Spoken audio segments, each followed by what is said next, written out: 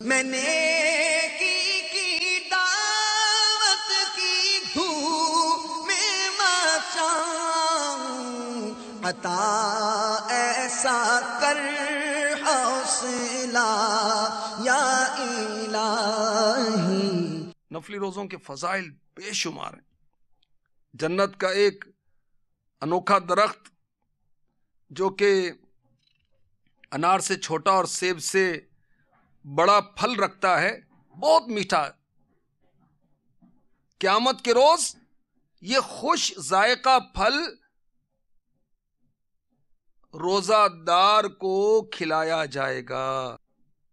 میرے آقا علیہ الصلوۃ والسلام نے فرمایا، جس نے ثواب کی امید رکھتے ہوئے ایک نفل روزہ رکھا، اللہ عز و جل اسے دوزخ سے 40 سال کا فاصلہ دور فرما دے گا۔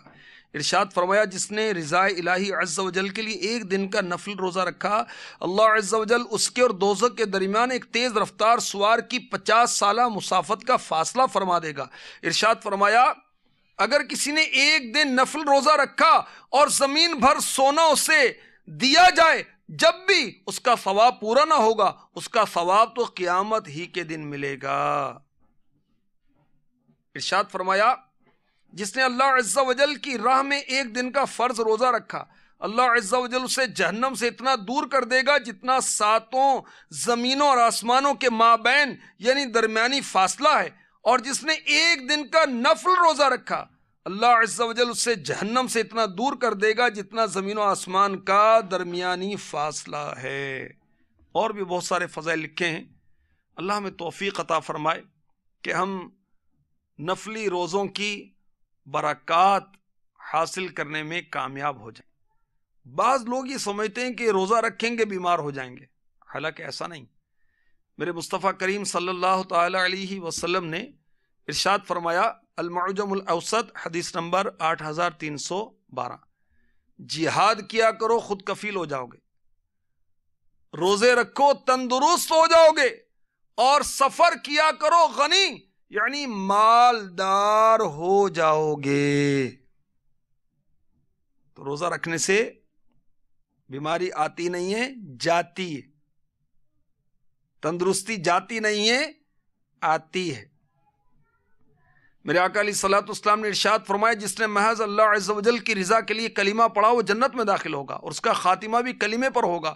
اور جس نے کسی دن اللہ عز و جل کی رضا کے لیے روزہ رکھا تو اس کا خاتمہ بھی اسی پر ہوگا اور وہ داخل جنت ہوگا۔ اور جس نے اللہ عز و جل کی رضا کے لیے صدقہ کیا اس کا خاتمہ بھی اسی پر ہوگا اور وہ داخل جنت ہوگا۔ حضرت سیدنا انس رضی اللہ تعالی عنہ نے فرمایا، کنز العمال کی حدیث پاک پیش کی جا رہی ہے، قیامت کے دن روزہ دار قبروں سے نکلیں گے تو وہ روزے کی بو یعنی مہک سے پہچانے جائیں گے، اور پانی کے کوزے جن پر مشک سے مہر ہوگی انہیں کہا جائے گا، کھاؤ کل تم بھوکے تھے، پیو کل تم پیاسے تھے، آرام کرو کل تم تھکے ہوئے تھے۔ پس وہ کون؟ روزہ دار کھائیں گے اور آرام کریں گے، حالانکہ لوگ حساب کی مشقت اور پیاس میں مبتلا ہوں گے۔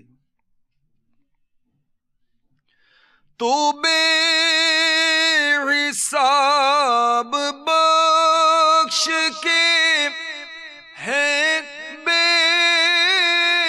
شمار جرم، دیتا ہوا ستا تجھے شاہ